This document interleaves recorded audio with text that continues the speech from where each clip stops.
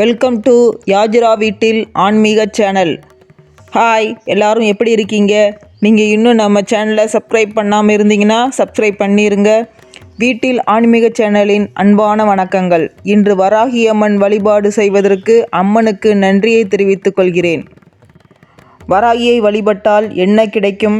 முதல் விஷயம், எதிரிகளை வேரோடு அறுத்து எறிந்திடுவாள் வராகி. அவ்வளவு ஒரு சக்தி வாய்ந்த தெய்வம்.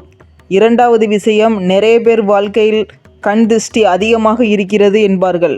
செய்வினை, பில்லி, சூனியம் இந்த மாதிரி யாராவது நமக்கு வச்சுருக்காங்கன்னு நம்ம மனசு சொன்னாலும், இல்லை ஜோசியர் மூலமாக நீங்கள் தெரிஞ்சுக்கிட்டாலும், அந்த திருஷ்டி, செய்வினை, சூனியம் இது எல்லாம் வேரோடு அழிச்சிடுவாள் வாராகி.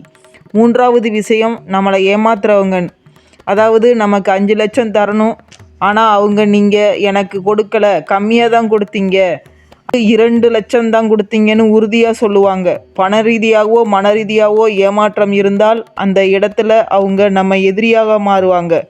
எந்த இடத்துல நமக்கு எதிரியாக இருந்தாலும் வராகியை கும்பிட்டால் வராகி தும்சம் செய்வாள். வராகியை மனசார வழிபட்டால் வெற்றி நிச்சயம். எந்த பதவியில் இருந்தாலும் சரி, நீங்கள் வராகியை நினைத்து விட்டால் போதும், உடனே வராகி உங்கள் குறையை அகற்றுவாள். வராகி அம்மனை வழிபட சிறந்த நாள் தேய்பிறை பஞ்சமி. நம்முடைய கஷ்டங்கள், துக்கங்கள் தேஞ்சி போய் நமக்கு வெற்றி கிடைக்க வேண்டும்னு வேண்டிட்டு வராகி வழிபாட்டை ஆரம்பிக்கணும். வராகி அம்மனின் திருவுருவ படம் வாங்கி மனை பலகை மீது வைத்து மஞ்சள், சந்தனம், குங்குமம் வைத்து செவ்வரளி இல்லைன்னா மல்லிகை பூ சாத்துங்க. 8 மண் விளக்கு ஏற்றணும். வெத்தலை பாக்கு, கற்கண்டு, உலர்திராட்சை நிவேதனம் செய்யணும். ஸ்க்ரீனில் தெரிகிற பவர்ஃபுல் மந்திரத்தை 108 தடவை சொல்லணும். மந்திரத்தை சொல்லும்போது மனதார உங்கள் பிரச்சனையை நினைத்து சொல்ல வேண்டும். தினமும் இதேபோல் 8 மண் விளக்கேற்றி நிவேதனம் செய்து 108 தடவை மந்திரத்தை உருவேற்றி வரணும். உங்கள் பிரச்சனைகள் உங்களை விட்டு போய்விடும். இதை தொடர்ந்து 1 மண்டலம் செய்ய வேண்டும். 1 மண்டலம் என்பது 48 நாள் ஆகும்.